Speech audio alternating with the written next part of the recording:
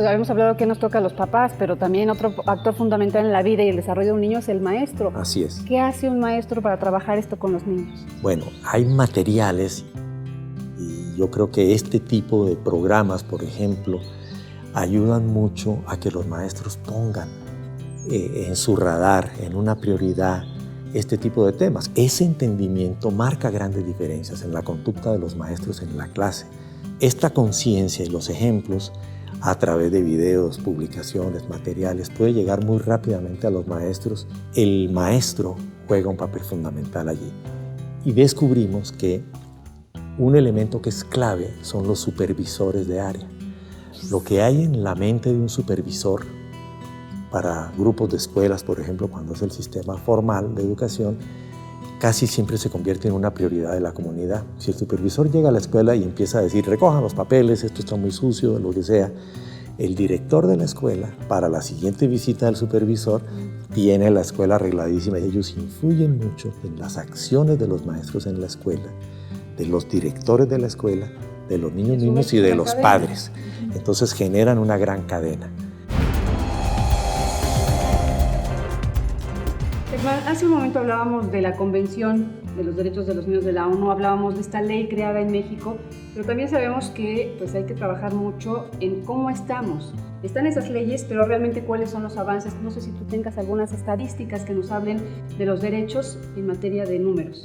Bueno, en realidad, por ejemplo, podemos ver que todavía México es un país en donde la población infantil es peso importante. Una estadística publicada por UNICEF dice que la población entre 0 y 5 años de edad para el 2015 es de 12.700.000 personas, que equivale más o menos al 10% de la población del país, entre 0 y 5 años. El bono demográfico está ahora en una edad un poco más alta. Son alrededor de 40 millones de personas las que viven en México es que tienen menos de 18 años. Entonces, ese es digamos, la zona de atención en donde los derechos de la infancia llega hasta los 18 años, porque incluye la adolescencia, ¿no? Por ejemplo, para el 2014,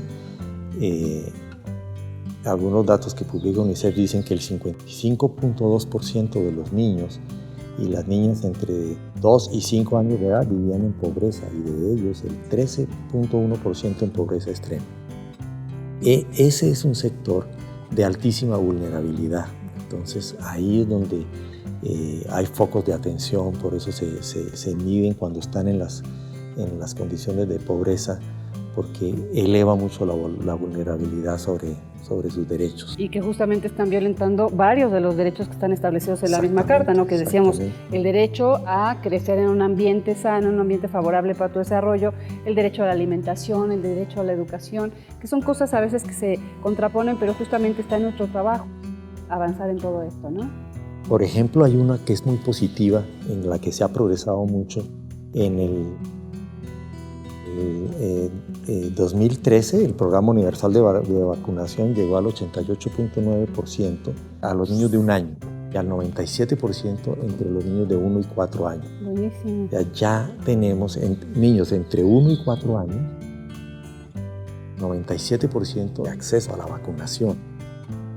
Esto es muy importante en el largo plazo, porque entonces previene desde muy temprano la aparición de enfermedades que luego van a costarle mucho a la sociedad, a los sistemas públicos de atención.